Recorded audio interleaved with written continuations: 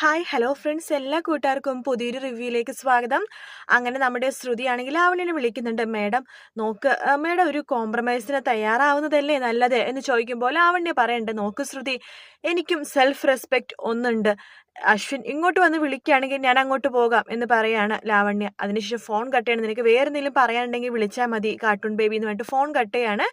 Phone cut ചെയ്ത് കഴിയുമ്പോഴേക്കും നമ്മുടെ ശ്രുതിനെ ആലോചിക്കുകയാണ്, ഈശ്വര, അശ്വിനെയും അതുപോലെ തന്നെ സായറാമിനെയും അതുപോലെ തന്നെ ലാവണ്യ മേഡത്തിനെ ഒന്നിപ്പിക്കാൻ വേണ്ടിയിട്ടുള്ള ഒരു വഴി എനിക്ക് കാണിച്ചു തന്നെ. അവരെ ഒന്നിപ്പിക്കാനായിട്ട് എങ്ങനെയെങ്കിലൊക്കെ എന്തെങ്കിലും ചെയ്യണമല്ലോ എന്ന് പറഞ്ഞിട്ട് ഇങ്ങനെ ആലോചിക്കുകയാണ്. എന്ത് പറ്റി മകളെ എന്ന് പറഞ്ഞിട്ട് അച്ഛൻ ചോദിക്കുമ്പോൾ ഒന്നുമില്ല അച്ഛ എന്ന് പറയുവാണ്.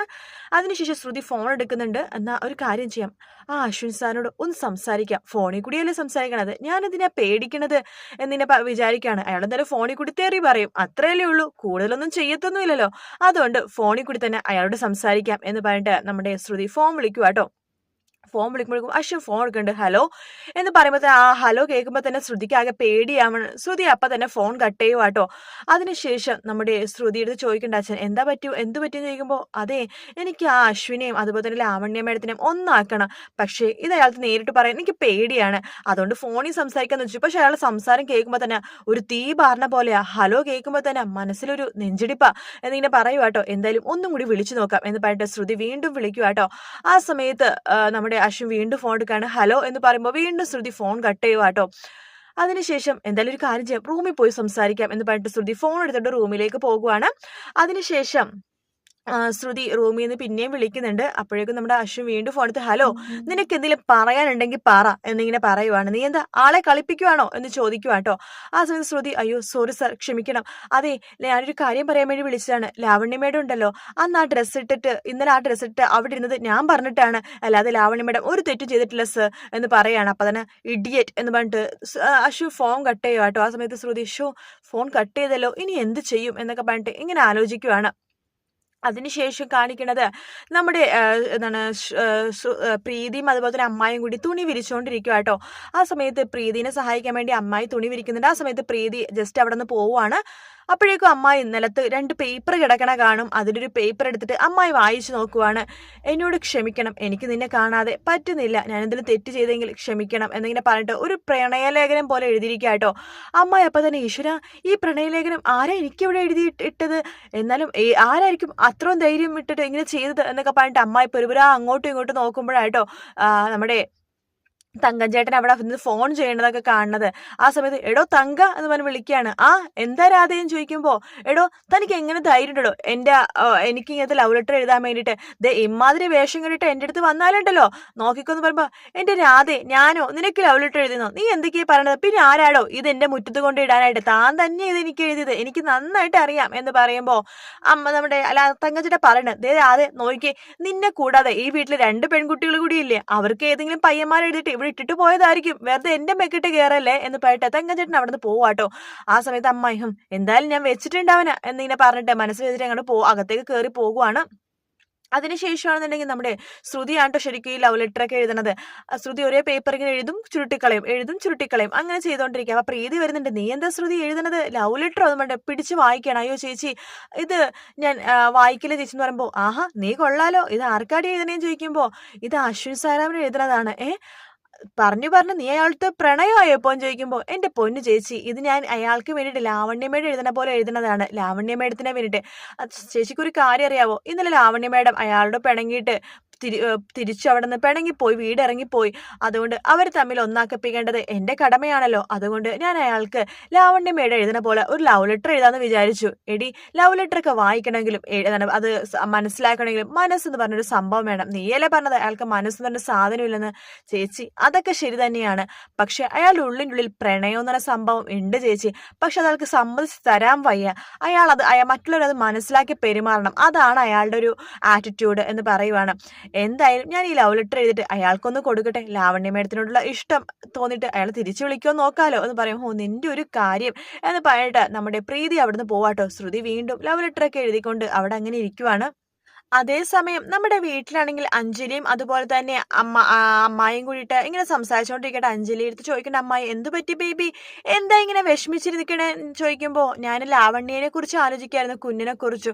ആ, അവരുടെ കാര്യത്തിൽ ഒരു തീരുമാനം ഉണ്ടാക്കണം.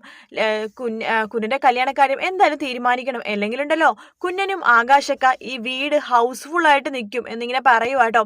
അങ്ങനെ അവർ സംസാരിച്ചുകൊണ്ടിരിക്കെ ഉമ്മറത്താരോ വന്നതുപോലെ തോന്നുവാണ്. അതുപോലെ തന്നെ നമ്മുടെ അമ്മായി അതുപോലെ തന്നെ മനോരമയും അതുപോലെ തന്നെ നമ്മുടെ അഞ്ജലിയും കൂടിയിട്ട് മുറ്റത്തേക്ക് നോക്കുമ്പോൾ നമ്മുടെ ശ്രുതിയാണ് ട്ടോ വന്നിരിക്കുന്നത്. ആ സമയത്ത് നമ്മുടെ ആന്റി പറയുന്നുണ്ട്, അയ്യേ ഇവളെന്തിനാ ഇവിടെ വന്നിരിക്കണത്, ഇവളുടെ ജോലിയും കൂലിയൊക്കെ ഉണ്ട് എന്ന് പോയതല്ലേ എന്ന് പറയണം. അഞ്ജലി ബേബി, നീ ഇന്നലെ അവൾക്ക് സാലറി കൊടുത്തില്ലല്ലോ, സാലറി ചോദിക്കാൻ വേണ്ടി വരുന്നതായിരിക്കും എന്നിങ്ങനെ പറയുവാണ്. അങ്ങനെ നമ്മുടെ ശ്രുതി അടുത്തേക്ക് വരുമ്പോഴേക്കും നമ്മുടെ അഞ്ജലി പറയണ്ട, അയ്യോ ശ്രുതി സോറി, ക്ഷമിക്കണം, ഇന്നലെ അത്രയും പ്രശ്നത്തിനിടയ്ക്ക് നിന്റെ സാലറിയുടെ കാര്യം ഞാൻ വിട്ടുപോയി കേട്ടോ. ഞാൻ എന്തായാലും ഇപ്പൊ തന്നെ കുഞ്ഞിനോട് സംസാരിച്ച് ഞാൻ നിനക്ക് സാലറി വാങ്ങിച്ചു തരാം എന്ന് പറയുവാണ്. അയ്യോ അഞ്ജലി മേഡം, ഞാൻ സാലറി വാങ്ങിക്കാൻ വേണ്ടി വന്നതൊന്നുമല്ല എന്ന് പറയുമ്പോൾ നമ്മുടെ മനോരമ പറയണ്ട്, പിന്നെ നീ എന്തിനാണ് ഈ വന്നത്, നീ ആരെ സഹായിച്ചില്ലെങ്കിലും കുഴപ്പമില്ല, ഉപദ്രവിക്കാതിരുന്നാ മതി എന്ന് പറഞ്ഞിട്ട് നമ്മുടെ മനോരമ അവിടെ നിന്ന് പോവാട്ടോ.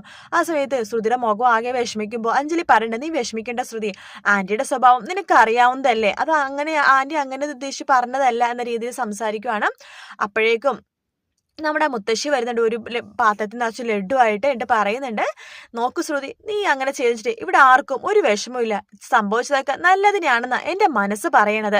അതുകൊണ്ട് നീ ഇതിന്നൊരു ലഡു എടുത്ത് കഴിച്ച് അഞ്ജലി മോളെ നീയും കഴിക്കേ. എന്തായാലും ദൈവം എന്ന് പറഞ്ഞ ഒരാൾക്ക് കാര്യങ്ങളൊക്കെ തീരുമാനിച്ചിട്ടുണ്ട് മക്കളെ, അതുപോലെ കാര്യങ്ങളൊക്കെ നടക്കുള്ളൂ എന്ന് പറഞ്ഞിട്ട് നമ്മുടെ അമ്മുമ്മ അവിടെ നിന്ന് പോകുവാട്ടോ. ആ സമയത്ത് നമ്മുടെ അഞ്ജലി പറയുന്നുണ്ട്, എന്തായാലും നീ വന്നതല്ലേ, ഇരിക്ക്, ഞാൻ കുഞ്ഞിന്റെ കയ്യിൽ നിന്ന് ചെക്ക് ഒപ്പിട്ട് വാങ്ങിച്ചു തരാം എന്ന് പറയുന്നത്, നിന്റെ സാലറി എന്തായാലും തരണമല്ലോ എന്നിങ്ങനെ പറയാണ്, നീ വാ എന്ന് പറഞ്ഞിട്ട് നമ്മുടെ ശ്രുതിനെയും കൂട്ടിക്കൊണ്ട് അശ്വിന്റെ റൂമിലേക്ക് പോവാണ്. ആ സമയത്ത് അശ്വിൻ ഓരോരോ പണിത്തിരക്കിലായിക്കോട്ടോ. ആ സമയത്ത് അഞ്ജലി പറയുന്നുണ്ട്, ദേ കുഞ്ഞ, നിന്നെ കാണാൻ വേണ്ടി ഒരാള് വന്നിട്ടുണ്ടെന്ന് പറയാണ്. അശ്വിൻ നോക്കുമ്പോൾ ശ്രുതിയാണ്. അശ്വിൻ ഇങ്ങനെ നോക്കിക്കൊണ്ടിരിക്കുമ്പോൾ അഞ്ജലി പറയുന്നുണ്ട്, അയ്യോ കുഞ്ഞ, ഞാൻ വെറുതെ പറഞ്ഞതാട്ടോ, ഇവള് വന്നതേ നിന്നെ കാണാൻ വേണ്ടിട്ടൊന്നുമല്ല, ചുമ്മാ വന്നതാ. പിന്നെ ഇവളുടെ സാലറിയുടെ കാര്യം നീ അത് മറന്നുപോയോ, നീ ഒരു ചെക്ക് സൈൻ ചെയ്ത് തരുവാണെങ്കിൽ അവളുടെ അക്കൗണ്ട് ക്ലോസ് ചെയ്യായിരുന്നു എന്ന് പറയുവാണ്.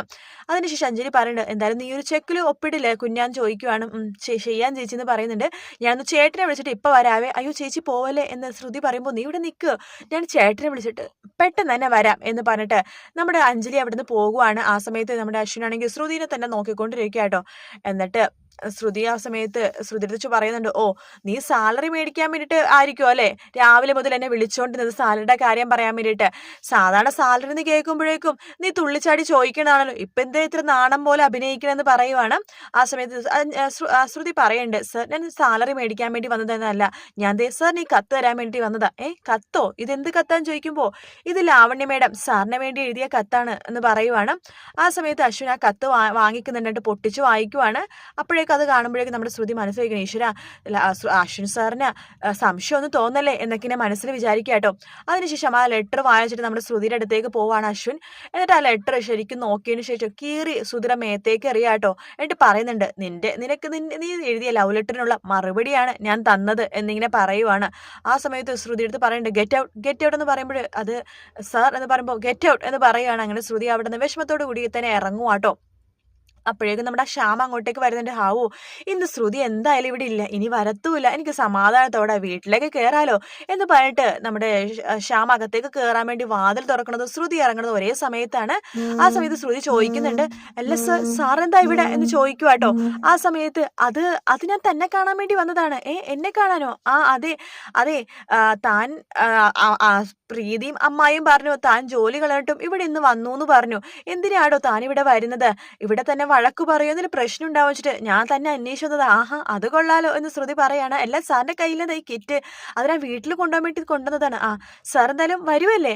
അത് ശ്രുതി നടന്നോളൂ എന്ന് പറയുവാണ്. എന്നാ കിറ്റ് ദാ സർ, ഞാൻ പിടിച്ചോളാം എന്ന് പറയുന്നുണ്ട്.